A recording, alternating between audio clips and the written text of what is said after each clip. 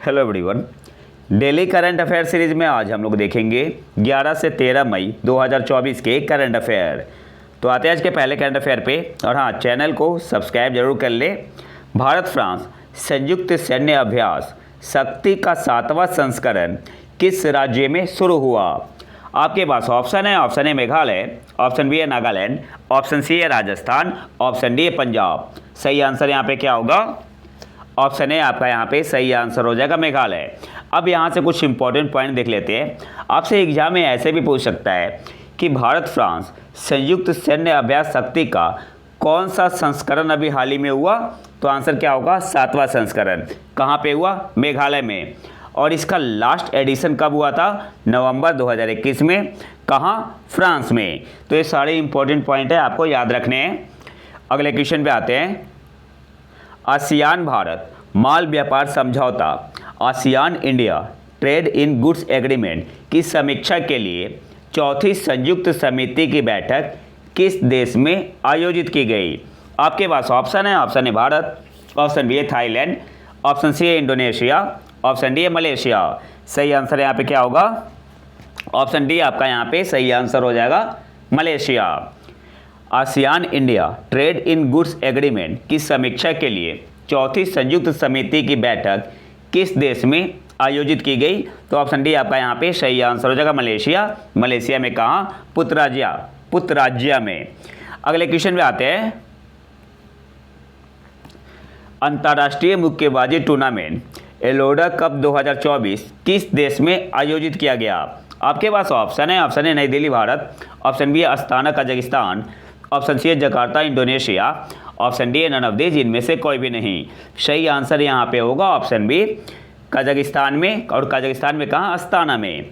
इसके अलावा आपसे क्वेश्चन ऐसे ही पूछ सकता है कि एलोरा कप का संबंध किससे है? तो मुक्केबाजी से है। 2024 में किस देश में आयोजित किया गया? कजाकिस्तान में। कजाकिस्तान में कहाँ? अस्ताना में। ऑप्शन बी आपका यहाँ पे सही आंसर होगा। अभी चल रहा है। अगले क्वेश्चन पे आते हैं। पूरे भारत में राष्ट्रीय प्रौद्योगिकी दिवस नेशनल टेक्नोलॉजी डे किस दिन मनाया जाता है? आपके पास ऑप्शन है। ऑप्शन है 11 मई, ऑप्शन बी है 15 मई, ऑप्शन सी है 9 मई, ऑप्शन डी है 13 मई। सही आंसर यहाँ पे क्या होगा? ऑप्शन ए आपका यहाँ पे सही आंसर हो जाए 11 मई को। पूरे भारत में नेशनल टेक्नोलॉजी डे किस दिन मनाया जाता है? सही आंसर क्या होगा? 11 मई को। और थीम क्या है?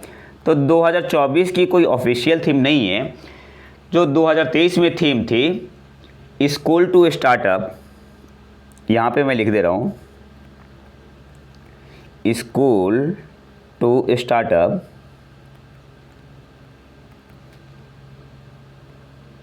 स्टार्टअप इग्नाइटिंग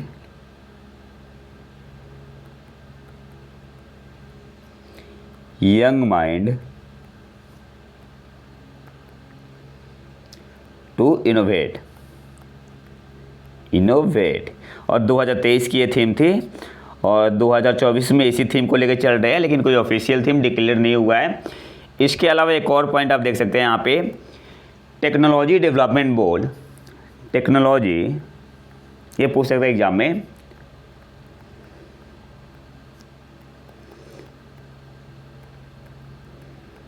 डेवलपमेंट बोर्ड, इन्होंने एक इवेंट आयोजित किया था जिसकी थीम थी या इवेंट थीम, ये इंपॉर्टेंट है, promoting clean and green technology for sustainable future. मैं यहाँ पे लिख दे रहा हूँ, टेक्नोलॉजी डेवलपमेंट बोर्ड ने इवेंट आयोजित किया था नेशनल टेक्नोलॉजी डे के अवसर पर। इवेंट थीम क्या था? Promoting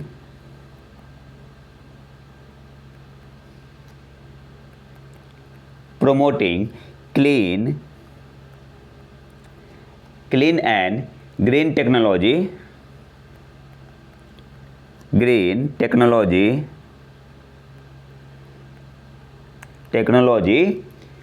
for sustainable future. छोटे से मोबाइल में रिकॉर्ड करने से दिक्कत होती है थोड़ी। फॉर सस्टेनेबल फ्यूचर,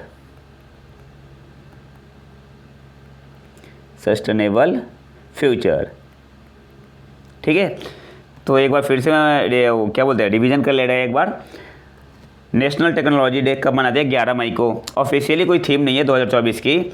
2023 में थीम थी school to startup igniting young mind to innovate, और यही थीम 2024 में भी है। इसके अलावा टेक्नोलॉजी डेवलपमेंट बोर्ड ने इवेंट आयोजित किया था और इवेंट थीम क्या था? Promoting clean and green technology for sustainable future. इसके अलावा इंटरनेशनल नर्स डे कब मनाते हैं? 11 मई को, और इसकी थीम क्या थी? Our nurses our future the economic power of care. अगले क्वेश्चन पे आते हैं। मात्रा के आधार पर दवाओं और फार्मास्यूटिकल्स के उत्पादक के रूप में भारत का दुनिया भर में कौन सा स्थान है? आपके पास ऑप्शन है। ऑप्शन है पहला, ऑप्शन बी है दूसरा, ऑप्शन सी है तीसरा, ऑप्शन डी है पांचवा। सही आंसर क्या होगा? ऑप्शन सी आपका यहाँ पे सही आंसर हो जाएगा, तीसरा। मात्रा के आधार पर दवाओं और फार्मास्यूटिकल्स के उत्पादक के रूप में भारत का दुनिया भर में कौन सा स्थान है? तो ऑप्शन सी आपका यहाँ पे सही आंसर हो जाएगा, तीसरा। अगले क्वेश्चन पे आते हैं। मार्च 2024 में भारत का औद्योगिक उत्पादन सूचकांक index of industrial production, short में इसे बोलते हैं IIP, कितना बढ़ गया? आपके पास ऑप्शन है। ऑप्शन है 4.9%, ऑप्शन बी है 3.9%, ऑप्शन सी है 5.9%, ऑप्शन डी है 6.9%। सही आंसर यहाँ पे क्या होगा? ऑप्शन ए आपका यहाँ पे सही आंसर हो जाएगा 4.9%। मार्च 2024 में भारत का औद्योगिक उत्पादन सूचकांक IIP कितना बढ़ गया? तो 4.9%। ऑप्शन ए आपका यहाँ पे सही आंसर होगा। अब यहाँ पे कुछ इंपॉर्टेंट पॉइंट देख लेते हैं। For the month of March 2024 the quick estimates of index of industrial production with best 2011-12 base मानते हैं स्टैंड्स एंड 159.2। इसके अलावा जो सूचकांक था इंडस्ट्रियल प्रोडक्शन का माइनिंग के लिए, मैन्युफैक्चरिंग के लिए और इलेक्ट्रिसिटी सेक्टर के लिए कितना था? तो माइनिंग के लिए था 156.1। यहाँ सबका अलग अलग बताया गया है। ओवरऑल मार्च 2024 में कितना था? 159.2। माइनिंग के लिए था आपका सूचकांक 156.1, आपका मैन्युफैक्चरिंग के लिए 155.1 और इलेक्ट्रिसिटी सेक्टर के लिए 204.2। तो ये भी आपसे एग्जाम में पूछ सकता है। अगले क्वेश्चन पे आते हैं। हाल ही में किस प्रख्यात अंग्रेजी लेखक को उनके मसूरी स्थित घर पर प्रतिष्ठित साहित्य अकादमी फेलोशिप से सम्मानित किया गया? सितंबर 2021 में लेखक को अकादमी के सर्वोच्च सम्मान का प्राप्तकर्ता नामित किया गया था। आपके पास ऑप्शन है। ऑप्शन है सुधा मूर्ति, अब दिया जा रहा है। ऑप्शन बी है रस्किन बॉन्ड, ऑप्शन सी है अनीता देसाई, ऑप्शन डी है इनमें से कोई भी नहीं। सही आंसर क्या होगा? ऑप्शन बी आपका यहाँ पे सही आंसर हो जाएगा, रस्किन बॉन्ड। हाल ही में किस प्रख्यात अंग्रेजी लेखक को उनके मसूरी स्थित घर पर प्रतिष्ठित साहित्य अकादमी फेलोशिप से सम्मानित किया गया? सितंबर 2021 में लेखक को अकादमी के सर्वोच्च सम्मान का प्राप्तकर्ता नामित किया गया था। तो कौन है? रस्किन बॉन्ड है। अब यहाँ से कुछ इंपॉर्टेंट पॉइंट देख लेते हैं। उनके कुछ इंपॉर्टेंट नोवेल है vagrants in the valley, once upon a monsoon time, angry river, once upon a monsoon time, vagrants in the valley, once upon a monsoon time और angry river, strangers in the night, all roads lead to Ganga, tales of Fosterganj, इसके अलावा leopard on the mountain और too much travel. तो ये सब किन के book है? रस्किन बॉन्ड के बुक है। तो ये सारा आपको याद रखना इंपॉर्टेंट है। Vagrants in the valley, once upon a monsoon time, angry river, strangers in the night, all roads lead to Ganga, tales of Fosterganj, leopard on the mountain, too much travel. इसके अलावा 1978 में एक मूवी आई थी जुनून, जो एक किस पे बेस्ड थी? तो क्या बोलते हैं, रस्किन बॉन्ड की नोवेल है ए फ्लाइट ऑफ पिजन्स, इस पे बेस्ड थी। अगले क्वेश्चन पे आते हैं। भारत ने पहली बार किस देश में आयोजित विश्व हाइड्रोजन शिखर सम्मेलन 2024 में अपना पेवेलियन स्थापित किया है, मंडप स्थापित किया है? सिंपली आपसे एक क्वेश्चन पूछ रहा है कि जो विश्व हाइड्रोजन शिखर सम्मेलन है 2024 में कहाँ आयोजित किया गया है? आपके पास ऑप्शन है, option A USA, option B है यूएई, ऑप्शन सी है सऊदी अरब, ऑप्शन डी है नीदरलैंड। सही आंसर क्या होगा? ऑप्शन डी आपका यहाँ पे सही आंसर होगा नीदरलैंड। नीदरलैंड में कहाँ? रोटरडैम में। भारत ने पहली बार किस देश में आयोजित विश्व हाइड्रोजन शिखर सम्मेलन 2024 में अपना पैवेलियन स्थापित किया है? तो नीदरलैंड। ऑप्शन डी आपका यहाँ पे सही आंसर होगा। और भारत ने नेशनल ग्रीन हाइड्रोजन मिशन कब लॉन्च किया था? जनवरी 2023 में। और कितने के परिव्यय आउटले के साथ? तो 19,744 करोड़ के साथ। तो ये सारे इंपॉर्टेंट है, आपको याद रखने हैं। अगले क्वेश्चन पे आते हैं। विश्व प्रवासन रिपोर्ट वर्ल्ड माइग्रेशन रिपोर्ट 2024 के संदर्भ में निम्नलिखित कथनों पर विचार करें। पहला क्या है आपका? भारत विश्व में सबसे अधिक संख्या में अंतर्राष्ट्रीय प्रवासियों का उद्गम स्थल है। तो पहला आपका सही है। दूसरा क्या है? अप्रवासियों इमिग्रेंट्स के लिए गंतव्य देश डेस्टिनेशन कंट्री के रूप में भारत पहले स्थान पर है। ये आपका गलत है। भारत है आपका 13वें स्थान पे, 13वें स्थान पर है। तीसरा क्या है? शीर्ष 5 प्रेषण प्राप्तकर्ता रेमिटेंस रिसिपिएंट देशों की सूची में भारत एशिया का एकमात्र देश है। गलत है। चीन भी है टॉप 5 में, चीन भी है। तो कौन सा सही है? पूछ क्या रहा है? उपरोक्त में से कितने कथन सही है? तो केवल एक ही सही है आपका। तो ऑप्शन है आपका यहाँ पे सही आंसर हो जाएगा, ओनली 1। नीचे यहाँ पे डिटेल में दिया हुआ है।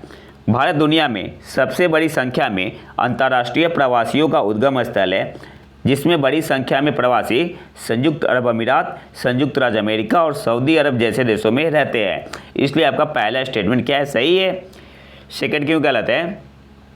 इसके अतिरिक्त 4.48 मिलियन अप्रवासियों के साथ भारत अप्रवासियों के लिए गंतव्य देश के रूप में 13वें स्थान पर है। इसलिए आपका जो सेकंड स्टेटमेंट है वो गलत है।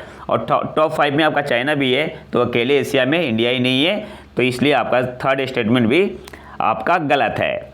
अगले क्वेश्चन पे आते हैं। अप्रैल 2024 के लिए जीएसटी राजस्व संग्रह क्या है? सही आंसर क्या होगा?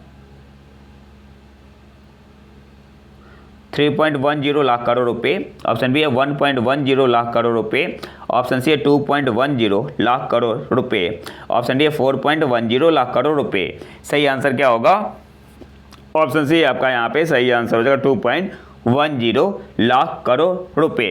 अब जैसे मई में कोई एग्जाम होगा तो आपका अप्रैल वाला पूछ लेता है। अगले क्वेश्चन पे आते हैं।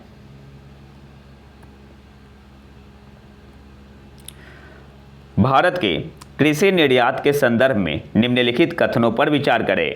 पहला क्या है आपका? तिलहनों ऑयल सीड्स का निर्यात 2021-22 से 2023-24 तक लगातार बढ़ रहा है। तो पहला आपका सही है। दूसरा क्या है? कच्चे कपास का निर्यात 2021-22 से 2023-24 तक कम हो गया है। तो सेकंड भी आपका सही है। तीसरा क्या है? जो गेहूं का निर्यात है 2021-22 से 2023-24 तक लगातार बढ़ा है। तो ये गलत है, कम हुआ है। तो थर्ड आपका गलत है। तो पूछ क्या रहा है कि ऊपर दिए गए कथनों में से कितने सही है? तो पहला और दूसरा मतलब 2 स्टेटमेंट आपका सही है। तो सही आंसर यहाँ पे क्या होगा? ऑप्शन बी आपका यहाँ पे सही आंसर हो जाएगा, ओनली 2। बाकी डिटेल में यहाँ पे एक्सप्लेन किया हुआ है, आप यहाँ से देख सकते हैं। पहला स्टेटमेंट और दूसरा स्टेटमेंट सही है, तीसरा गलत है। और आप चैनल को सब्सक्राइब जरूर कर ले और टेलीग्राम ज्वाइन कर ले पीडीएफ के लिए। नई दिल्ली में जीएसटी अपीलीय न्यायाधिकरण के पहले अध्यक्ष के रूप में किसे नियुक्त किया गया है? आपके पास ऑप्शन है। Option A Sanjay Kumar Mishra, option B Ajay Singh Tomar, option C Alok Ranjan Sinha, option D none of these, इनमें से कोई भी नहीं। सही आंसर क्या होगा? ऑप्शन ए आपका यहाँ पे सही आंसर होगा, संजय कुमार मिश्र। नई दिल्ली में जीएसटी अपीलीय न्यायाधिकरण के पहले अध्यक्ष के रूप में किसे नियुक्त किया गया है? तो justice retired Sanjay Kumar Mishra. Option A आपका यहाँ पे सही आंसर होगा। और इनको शपथ किसने दिलवाया? तो निर्मला सीतारमण जी ने। अगले क्वेश्चन पे आते हैं।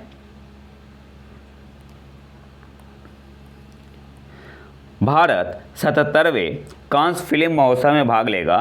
30 साल बाद प्रतियोगिता खंड में कौन सी भारतीय फिल्म शामिल होगी? आपके पास ऑप्शन है। ऑप्शन है आर्टिकल 370, ऑप्शन बी है मैं अटल हूँ, ऑप्शन सी है कैप्टन मिलर, ऑप्शन डी है all we imagine as light. तो ऑप्शन डी आपका यहाँ पे सही आंसर हो जाएगा, all we imagine as light. Bharat 77वें कांस्य फिल्म महोत्सव में भाग लेगा, 30 साल बाद प्रतियोगिता खंड में कौन सी भारतीय फिल्म शामिल होगी? सही आंसर क्या होगा? ऑप्शन डी आपका यहाँ पे सही आंसर होगा, all we imagine as light. इसके अलावा एक और पॉइंट आपको याद रखना है, वहाँ पे भारत पवेलियन किसके द्वारा डिजाइन किया गया है? तो NID अहमदाबाद के द्वारा, NID अहमदाबाद के द्वारा। और इसके अलावा ये आपका प्रेरित है किससे? द सूत्रधार से, ये भी याद रखना है।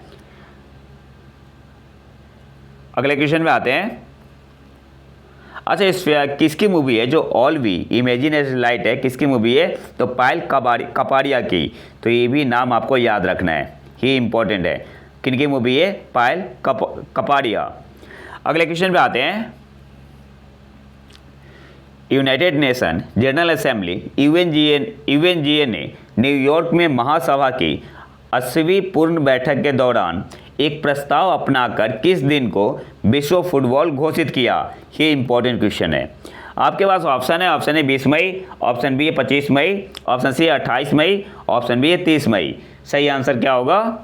ऑप्शन बी आपका यहाँ पे सही आंसर हो जाएगा, 25 मई को United nation general assembly UNGA ने न्यूयॉर्क में महासभा की 80वीं पूर्ण बैठक के दौरान एक प्रस्ताव अपनाकर किस दिन को विश्व फुटबॉल दिवस घोषित किया? तो 25 मई को। ऑप्शन बी आपका यहाँ पे सही आंसर होगा। अगले क्वेश्चन पे आते हैं।